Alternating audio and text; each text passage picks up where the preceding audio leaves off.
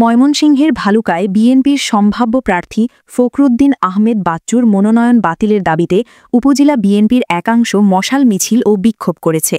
ঘটনাটি ঘটে শুক্রবার ১৪ নভেম্বর সন্ধ্যা ৭টায় হবিরবাড়ি ইউনিয়নের ১০ নম্বর ওয়ার্ডে।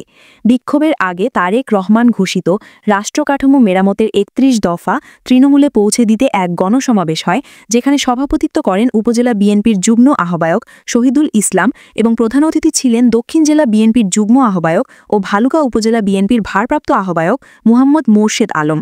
সমাবেশ শেষে মোর্শেদ আলমের সমর্থনে একটি বড় মিছিল সিটস্টোর বাজার এলাকা প্রদক্ষিণ করে, যেখানে নেতাকর্মীরা অভিযোগ করেন ১৭ বছর দলীয় কর্মকাণ্ডে নিষ্ক্রিয় থাকা বাচ্চুকে মনোনয়ন দেওয়ায় তারা ক্ষুব্ধ, বরং দীর্ঘদিন মাঠে থাকা মোর্শেদ আলমকে প্রার্থী করার দাবি জানান।